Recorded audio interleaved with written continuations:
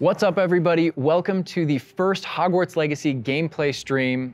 I'm Chandler Wood, Community Manager here at Avalanche Software, and we've got a lot of really exciting stuff to show you today. But before we get into showing you the game and gameplay, I have a few wonderful guests that I need to introduce you to. First up, we have our community guest host.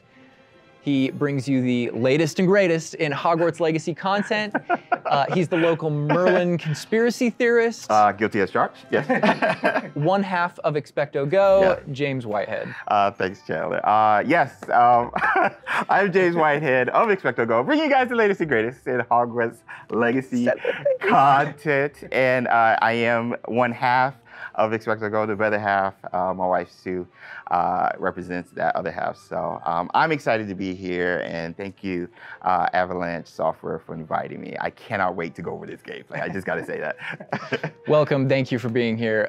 And we've got two people from the studio, just two of the many people bringing this thing together, the magic of Hogwarts Legacy. Game director, Alan Tu. Hello, everyone. And senior environment artist and Hogwarts expert, Boston Madsen. So thank you for taking time out of your very busy schedules right now to sit down with us to help us show everybody gameplay. So what we're going to be showing you today, first, the character creator, because it's your legacy, and you have to create yourself when you get into to get into Hogwarts and bring your whole authentic self to Hogwarts. So we're going to show you that character creator. Then we're going to dive into a tour of Hogwarts, and it's just a small tour of Hogwarts, right? Because Hogwarts is huge. Hogwarts is really big. So we're going to be showing you a little bit, but it's still a lot. So, and finally, ending up with combat. A little taste of combat, a little taste of how all that works. Let's go. Just a little taste, yeah. So we're excited to get there. But again, first and foremost, we need to get into this character creator. And James, with you here, we wanted to let you create this character. So Andrew, who is going to be doing all of our gameplay capture today, is going to be handing you the controller. Oh my gosh. All right, I won't break anything. All right, so what are we looking at right here on this screen? These are your presets. So a lot like other games, there's some initial settings that you can choose for your character that just kind of get them into like the ballpark of what you want to be, who you want to be, and what you want to change. Oh man. And then once you're in that ballpark, all the other tabs let you dial that in, be exactly who you want to be. It's our goal with this is to make sure that for anyone that fantasized about bringing themselves to the school for the very first time, that they feel like they have the options in order to represent who they are and essentially bring themselves to Hogwarts or whatever character they want to bring to Hogwarts. Oh my God, and options galore. Do you mind if I try to put myself in here right quick? This is all about you today. Okay, all right. So, okay, yeah, that's me. We're here, that's me right there. All right, so that's step one. We're pretty close, but let's look at everything here. You know, play around with some of these options, like really. All right, so what are we looking at with this option over here with the tab? I see face stuff. Yeah, so a lot of the different faces that you saw in the previous screen, all those faces are choices that you have here. So now you're just kind of getting into the details in your face shape, in your skin color. And then because we knew a lot of people going right in are going to want it right away, even though it's an option later in the game, you can collect different types of glasses, put them on later. We give you some options right up front if you want to have glasses for your character. Oh man, oh my gosh, look at the structure of the faces with this. Wow, you guys thought of every. I like that. I don't think my face is that skinny, but I think we'll go with that. I think we'll go that route. And down here is this. Those are your glasses there. Yeah. Oh, so we could go Harry Potter if we want. Awesome job. Oh man, and this is just some of the options, I'm assuming. Yeah, so through the course of the game, there's a lot of different options that you'll keep unlocking. Okay. So as part of kind of like gear for the character, there's lots of different classes, there's even masks, there's all kinds of things over the course of the game. I like how it's all Victorian era though. Yeah, like, right up front. Such a good call. Oh my gosh. All right, so now, we can go fleek on this one with the hair. I spend a lot of time here just like dreaming about my different characters. And oh my gosh, the pony. The thing I'm always amazed by whenever I see any aspects of Hogwarts Legacy's character creator is just the texture. And like you even adding the bounce with the hair moving around. Yo, that kind of looks like Hermione a little bit. I'm not even gonna just like Fred. I'm not Fred. And we can just go. Can I go like Tonks purple or green a little bit? Absolutely. Oh. Yo, this is so cool. Oh, I like that. That is cute. Oh, okay, so little behind the scenes. I used to have this type of hair like way back, but was it purple? I wanted silver tips, so that was the closest I got to any color. But oh my gosh, this is so cool. So you literally can bring yourself. Like it's a myriad of textures and different hairstyles here. All right, so now we're getting over here to play around with some of the... These are more subtle options. We've Okay. got freckles, moles, different things like when it comes to your complexion, like darker eyes, maybe like some shading on the cheeks. Oh man, you guys literally thought of everything with this. Yeah, I do have a bit of fun with that. And then the scars are one of those options where, you know, Harry had his own unique scar, but you can come in with different scar options. Yeah. Oh, wow. Look at that. I didn't even see that. Oh, those are my favorite. The eyebrow scars. Yeah. Love those. Yeah. You look kind of It's a like, classic. Yeah, you look kind of just like tough. But anyway, so now we're over here. Oh man, you guys, this is so sick. Again, getting more subtle here, you know, really like dialing in that face to really get your... I don't know how revealing I want to be with my facial features now. Just like, yeah, I kind of have a big face. Yeah, my eyebrows kind of sit kind of low. But I mean, literally, you have so many options just starting the game. I feel like I'm going to be here like forever. You and me both. And then this final tab here, this is where you kind of bring your whole character together. You know, this is where you finalize everything. You're not choosing your house here. Okay. That's not yet. That was a theory. But you know, here's where you bring, you choose voice 1 or voice 2, which is more kind of a masculine or a feminine voice. And then even within that, changing your pitch, with the pitch slider. It's a subtle slider, but Yeah. but you can hear it. Concerned about. That was quite something. And so you can kind of make out the differences. But yeah, you choose which kind of voice that you want. You'll be selecting your difficulty here. For today, we'll just go normal because Andrew's going to be taking us through some of the experiences with combat later. And we can talk a little more about difficulty, yeah, with combat and how that plays in. That is a But I big think question. the important thing here is like if for people who aren't gamers especially, Right. story mode is a way to get into this without being worried about like, oh, do I need to be good at games? Like, no, just enjoy this game. It's, And I will put expecto and then go. We're good. Awesome. and then whether you want to be witch or wizard.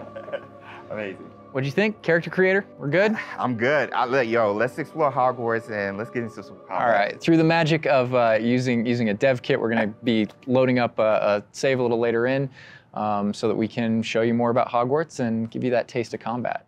All right, Andrew's got some gameplay pulled up for us here. We are starting out, James, there you are. You're wearing the House Fanatic robes from the account linking. Thank you. I do look good. And this is our first look at the Hufflepuff common room, I'm assuming. I mean, dorm room. The dorm room. Yeah. This is awesome. But Alan, what are we seeing right here with the UI? Because this is our first look. Yeah. So right now, we know there's been a lot of questions about the HUD because this is the first time we're showing it. So kind of going over it from right to left, on the bottom right is what we call our spell diamond. So those are, everything that you see in it are slottable spells. So we have over 20 slottable spells that you can earn over the course of the game. Okay. And that's where the player can place them and use them and access them very quickly. To the top left of that is, you'll see the D-pad, and on the left is an eyeball, and on the right is a bit of a grid. So the eyeball is an example of one of, not a slottable spell, but what we call an essential spell. There are certain spells that are used in very specific contexts, or that we just want on the controller at all times. And Revelo is one of those. That's left on the D-pad. On the right on the D-pad is that grid represents where you might slot spells. And so Okay. right now, today, we're not going to be going into the spell slotting menu because we feel like there's a lot of spoilers there. You know, like what are all the spells and what can we do? I would like spoilers, but I know. understand. But we do want to make sure there's still some goodies left to share with everyone. And then on the left side, that thing that has the L1 button next to it, that's another thing where we don't want to spoil, but basically that's where you access your tool wheel. So there's a lot of magical tools that you're going to be kind of brewing and growing over the course of the game. And so that's where you would access them rapidly is our tool wheel. Okay, cool. There are a few things that I left off the table on the right. The green bar is your health, and basically there's a potion next to it. That's how you might heal. The bar above it, we're keeping a secret for now. I apologize. And all the way on the left is our mini map with a kind of overhead view of where you are currently in your common room that updates as you travel through Hogwarts and beyond out into the world. And for those fans out there that aren't a huge fan of minimaps, because we know they exist, there's also options to remove the minimap and turn on or off different elements of our HUD. Really immerse yourself. Yeah. And we'll go more into the spells as we get into combat, but that's kind of that's what you're seeing there. And this is our HUD. Also, Andrew's giving us a good look over here. I want to call out. I'm a big fan of the bedside tables in the dormitories. Very nice bedside tables. They are nice bedside tables. Yeah. The honey-colored wood was mentioned in the writing. It's part of lore. It's part of lore. There we go. All right. So now we're walking out into. We really tried making these low-ceilinged dorms to give you that Badger set sort of feel. And the first thing I know is the music. The score is amazing with this. Gorgeous. And I'm calling out here, this is unique music that you're hearing for the Hufflepuff Common Room. Go back to those Common Room videos we released, you'll notice the music's a little bit different, and that is entirely intentional. We just want to welcome you to your common room in every single house, just a little bit differently. So you can customize that experience right away. Oh my gosh, that's so awesome. Look at that. So I mean, beautiful design. We could spend like the entire rest of the stream just in the common room here and talking about it, and I'm sure Boston and James could be like just geeking out over it.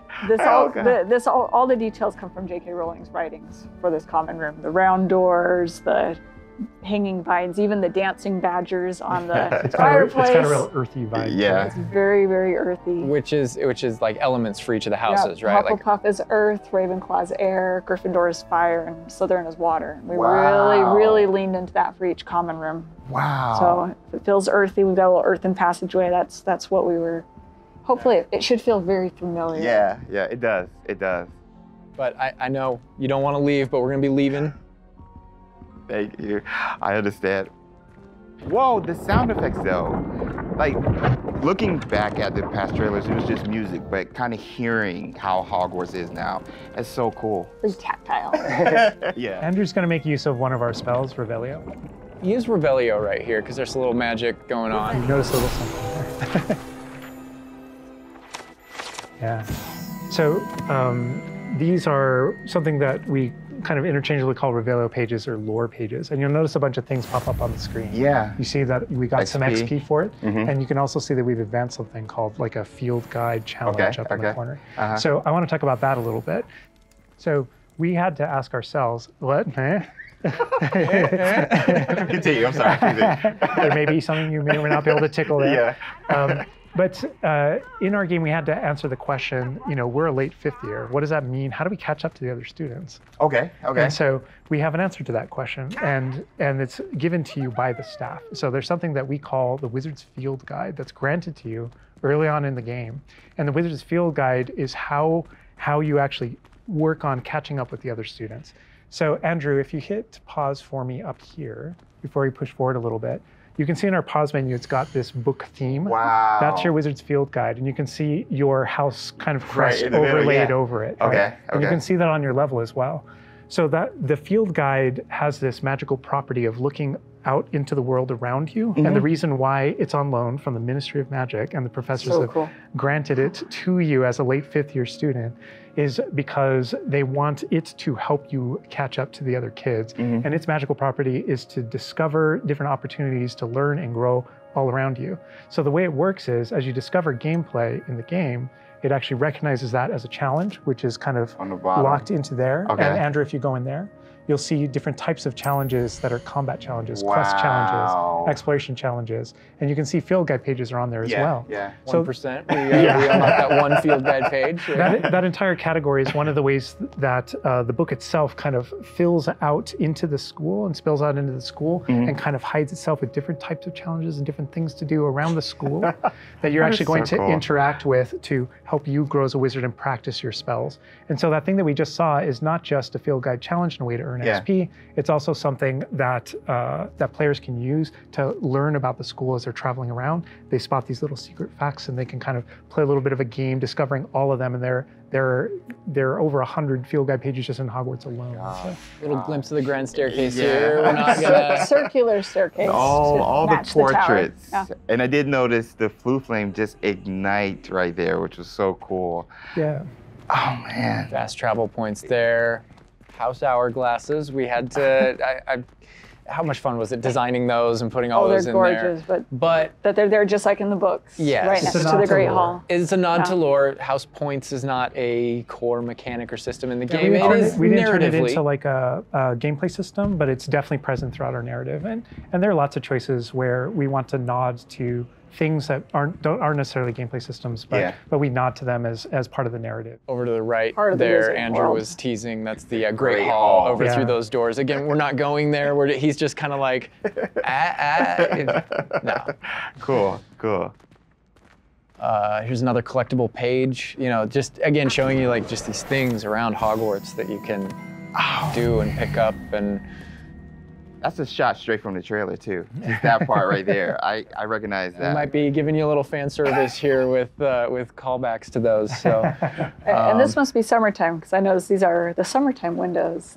These windows will change with the seasons. Yeah, the detail I put into this is kind of, I get surprised by it all the time. That's didn't a even know that was a sentient thing. magic castle. So Oh man. And we're going out. Look at that.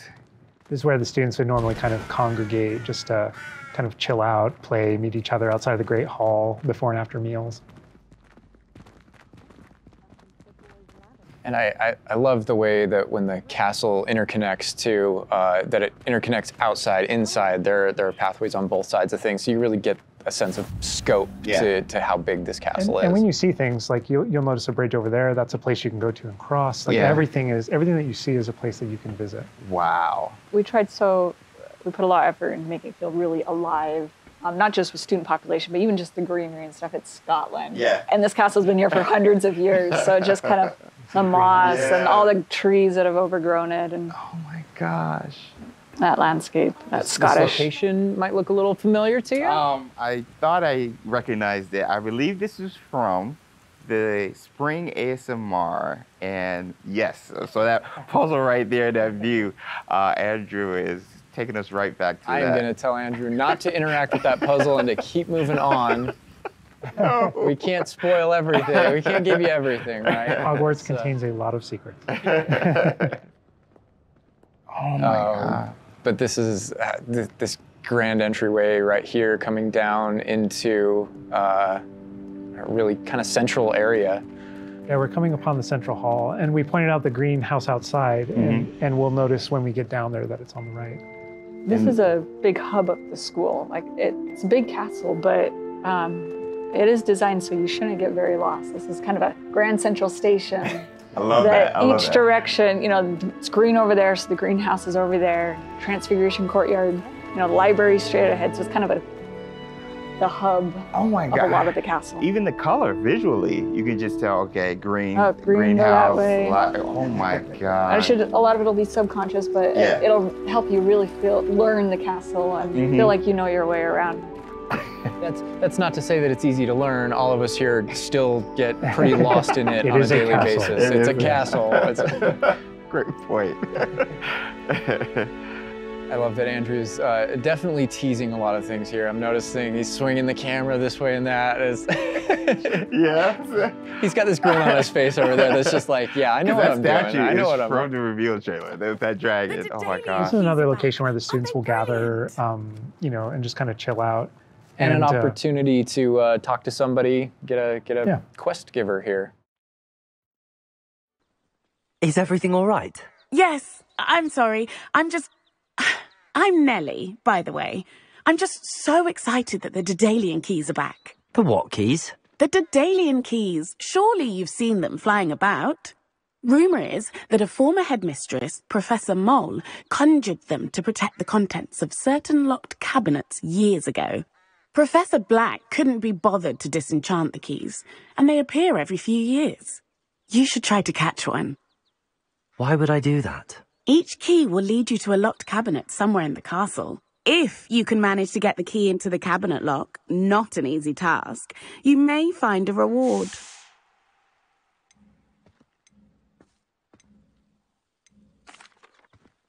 Perhaps I'll give it a go. I hope you do. In fact, I think I heard one of the keys in the astronomy tower. You should listen for them. So those kind of side quests are really, it's a cool way to interact with your fellow students, with perhaps other teachers, with, you know, various things like that, as well as teach you some more of the secrets of Hogwarts, I think. There's a little bit of that. Absolutely. Yeah. So the students are a way to kind of like flesh out the school opportunities around it, what we can do. And then those interactions, different interactions with different characters can also offer different choice points for the player. And then some of those things can affect things game-wide. Some of these affect characters' lives, the ending of the game. And sometimes it's just about you being a little bit of a nice guy or just being a jerk. Yes, absolutely. So the scale really varies, but those opportunities exist for the player. Wow, look at this. This is the Dada Defense Against the Dark Arts. Tower. Which this is one of my favorite locations in the castle. Just visually, you come in here and just the richness of this area. Very iconic, very unique to anywhere else in the castle. Somebody else that we can talk to, notably a younger student. Yeah, she looks like a first year or an 11-year-old. Are you all right? Don't you know who I am? Zenobia Noak, the girl whom everyone at school hates for no reason.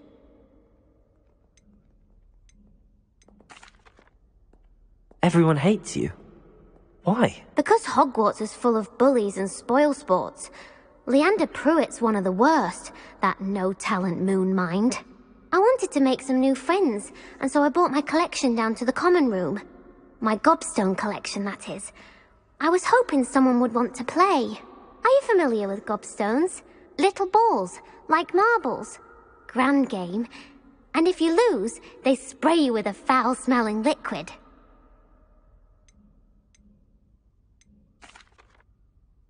I haven't much interest in a game that sprays you with odors. Only if you lose, which I never do. Or at least, not often. People can be so cruel. Just because they're sprayed all over with smelly gobstone spit, it's their own fault for losing. Imelda is one of the worst losers. Everett and Astoria are terrible as well. And now those poor losers have taken my gobstones and hidden them in very high places all over the school.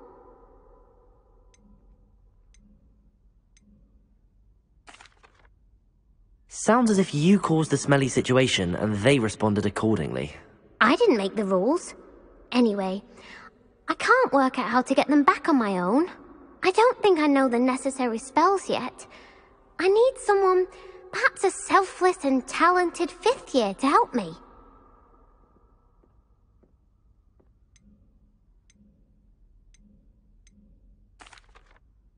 I'll see what I can do. I'd appreciate the help.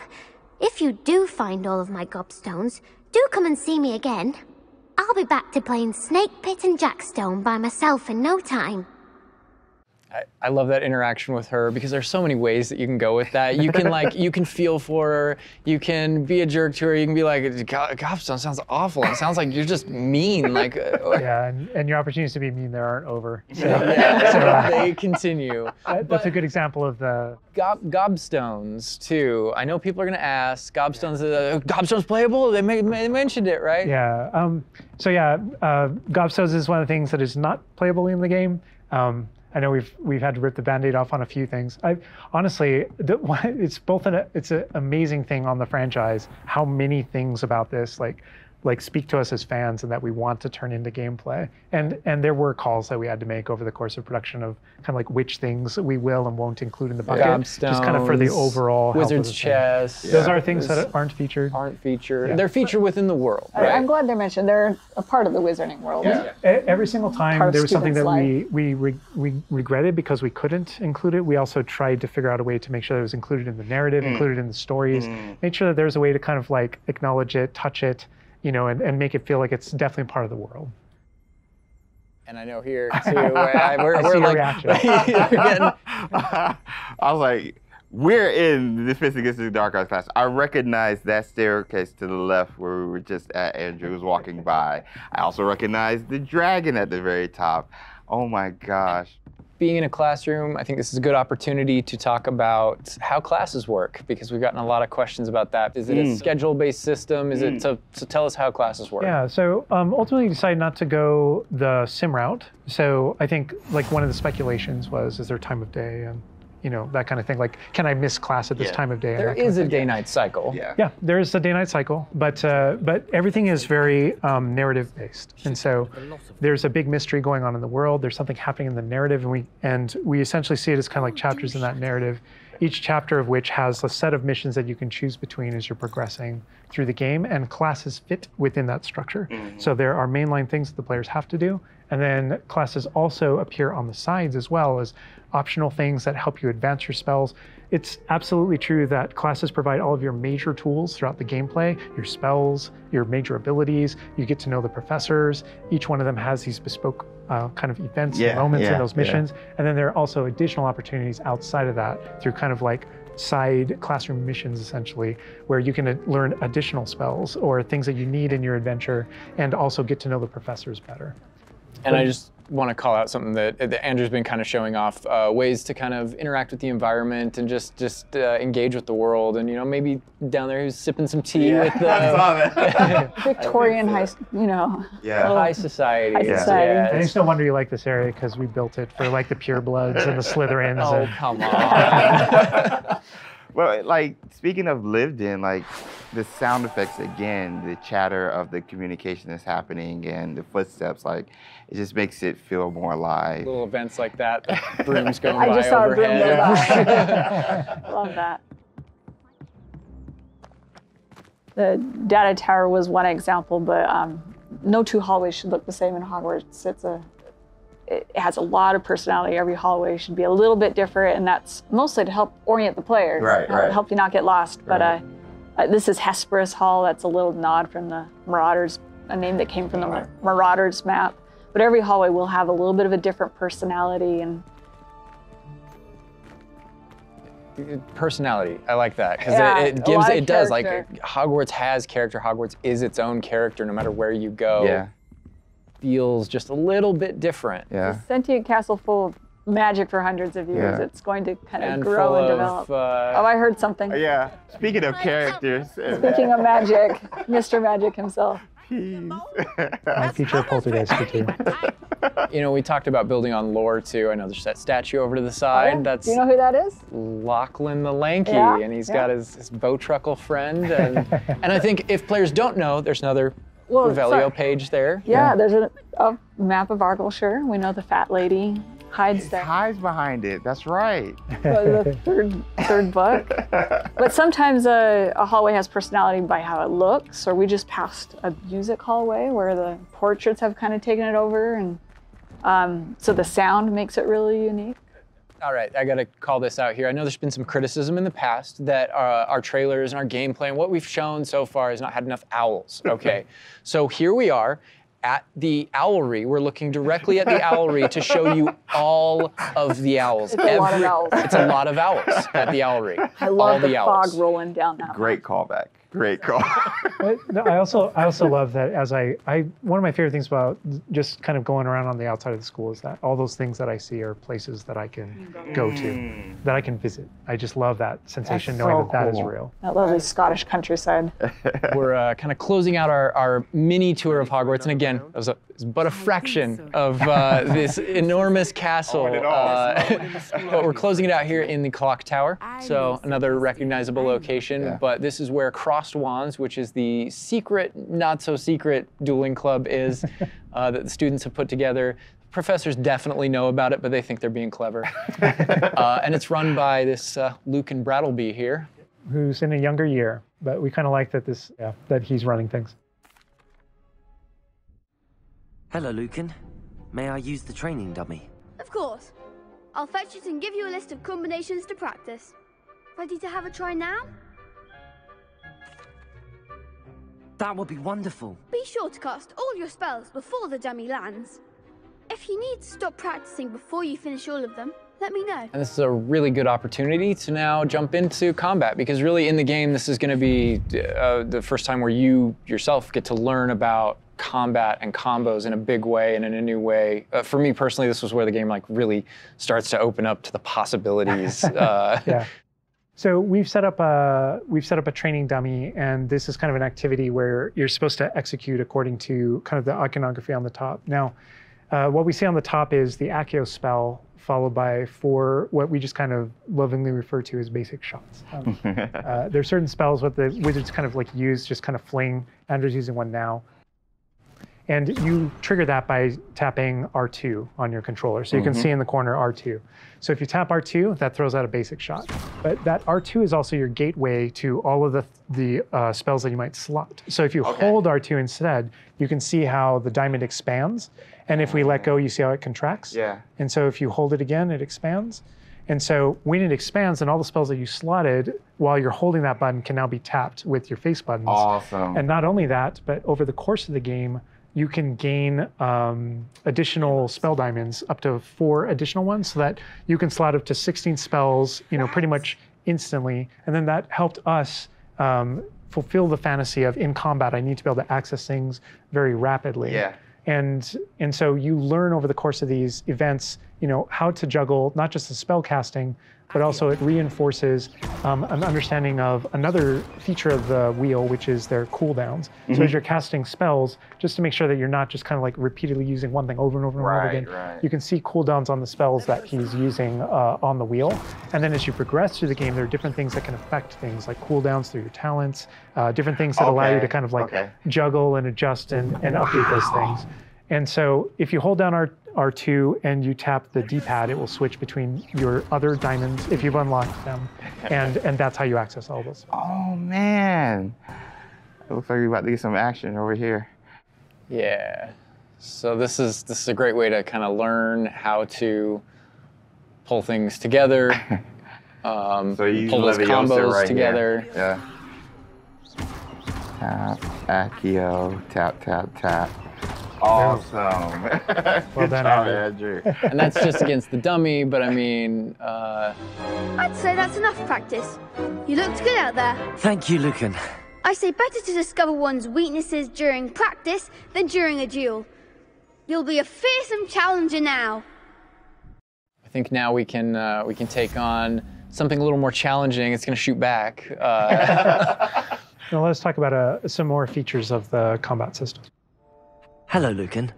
Is the next round of Crossed Wands all set? Why, yes it is. I've got a great match lined up. Ready for another round? We're on a PS5 dev kit here, so we're going to be able to kind of pause the action and talk about what you're seeing on the screen, because there is about to be a lot going on. Okay. All right, here you can select if you want to fight with somebody else, some of your classmates. But in this case, we're not. We want that action to feel a little more frantic towards you to really get you that sense of combat. So apparently you've got quite the reputation, because they've got you up against 3 people. 3, off the jump. So I can explain this just because I know people are going to go into it, but we can probably just kind of jump in. So you're not the only one that has Protego and the ability to deflect. The enemies do too. And we actually play with that when it comes to the spell casting. So you notice that there are different colored kind of shields around the different characters. And you'll also notice that your spells have different colors on them. So to help players understand kind of like the function of their spells, we're trying to put them into brackets. So there are damage spells, there are force spells, there are, I'm forgetting the other one, all this control spells. And so those things for the player, they wind up also being a color indicator for which actual spell to use to break the different shields that enemies can use.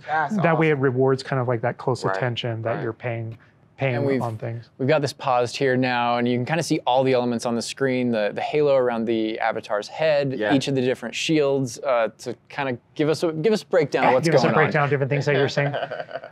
So you notice at the top that we're kind of like calling out which enemy you currently have targeted and their level and health. And so, as you target different characters, you'll be able to get that breakdown.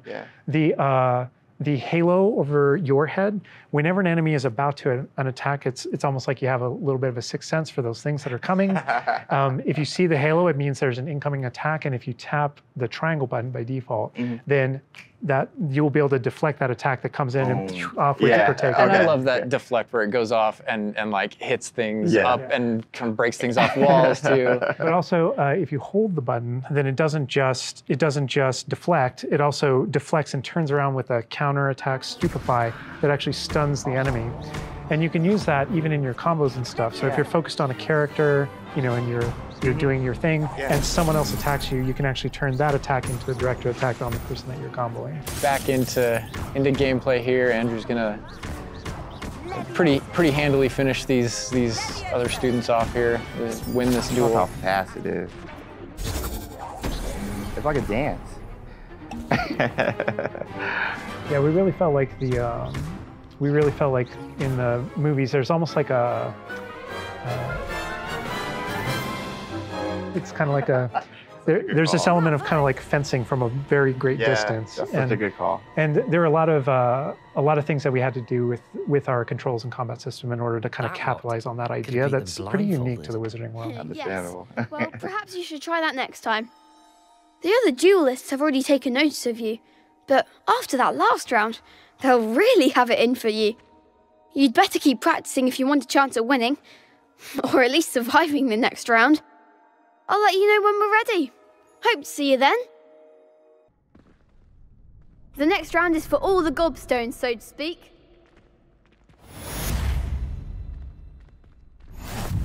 And that is more or less going to wrap it up for us for now, for what we wanted to show you. Character creator, tour of Hogwarts, and just that little taste of combat.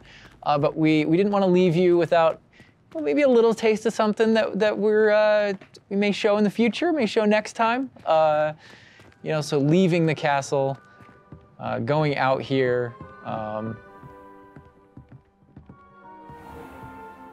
More owls confirmed. Owl mail. There's the owlry again. Yes, all of the owls. But yeah, just heading out here again to show you like from Hogwarts to the world beyond Hogwarts. And this is not somewhere where we're going today, but we will definitely be taking you in the future. A little glimpse at the scale of the castle back there. All right, so we're gonna wrap things up here, but I hope you guys have enjoyed everything that you've seen, but I think, James, you may have a few other questions here at the end of things. So while we're done with what we're showing on the gameplay side, I know there's a few things that you wanna pick Alan and Boston's brains about. I would love that, because there's a lot. Let me grab it. All right, so some of these questions we did pull from the community secretly, but I did pull from the community. So, and also from, going through this, I feel like you've come up with some things you want to talk a little more about, I'm sure. Elaborate on, because we went through character customization, Hogwarts itself, and even combat. So this would be like for the both of you guys. Will we be able to go back and change our character creation if we don't like it? So not everything, but there are certain things with hairstyle, hair color, so kind of like core shapes, like with the body and face, not after the fact. But there are lots of things. There's kind of like a barber shop in Hogsmeade that you can go to. And of course, there's a of wizard there, barber. Right? You could change your hair color for holidays or something, right? Oh my gosh, that would be so cool. And the game features a lot of appearance customization in it. So there's a ton of options there. But that's in terms of like your character and the stuff that you have, the character creator, it's like a smaller set of what you saw there. Okay. Oh my gosh, awesome, awesome. Next question, what kind of leisurely activity can we do? Can we study with our free time? I mean, what will we be doing just hanging out in Hogwarts? Because as you progress through the game, there's a bunch of different missions that open up. Most of them are driven by different characters' personalities.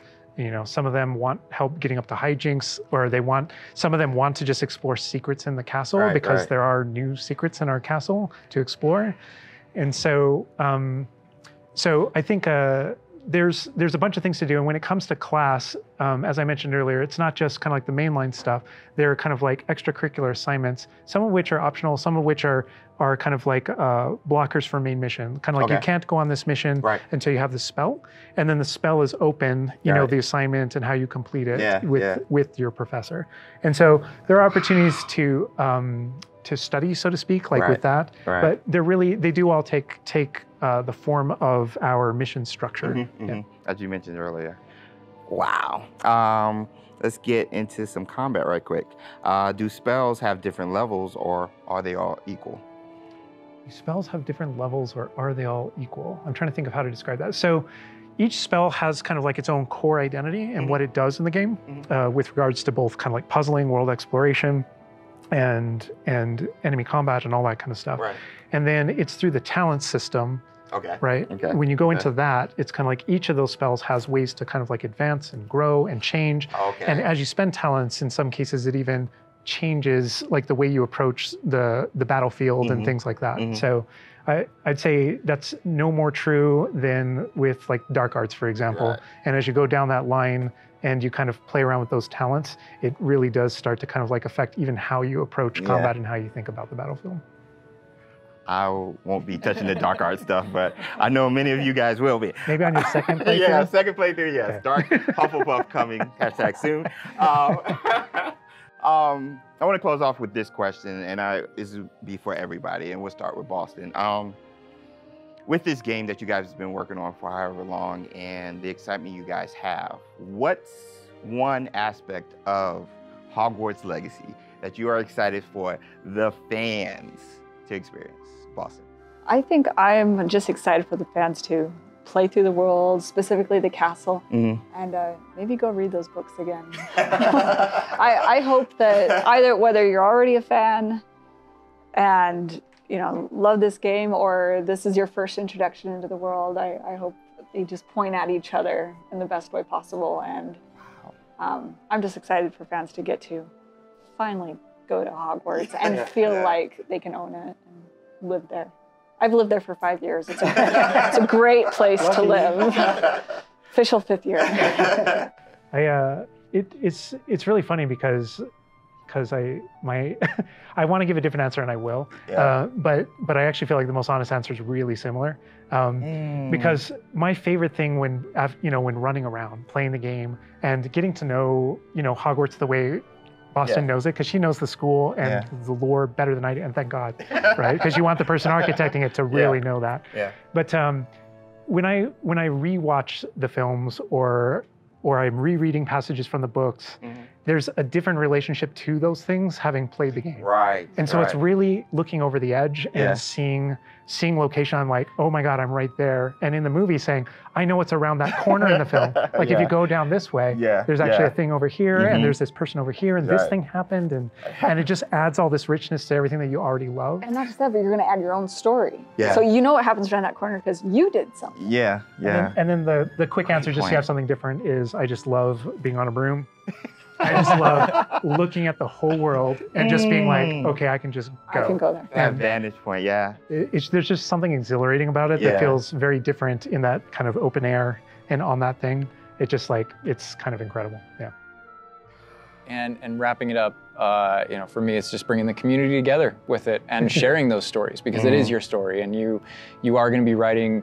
You know, this is your unique experience within this, and even within the things that are the same, it's going to be your unique experience. It's different from mine. It's different from. We're all approaching it from different places, and I think that's going to be really cool, the way that everybody brings those things together. All right, and that's everything that we have to show you today. I know maybe it wasn't everything you wanted to see, but it was a whole lot of stuff. Character creator, a little mini tour of Hogwarts there, just a small part of it, a little bit of combat. And we do have some more stuff coming up for you in the future. Hogwarts Legacy releases on February 10th, 2023, and is available for pre-order now. But that's going to do it from us. We're going to leave you with a little something else, but for now, bye. Bye.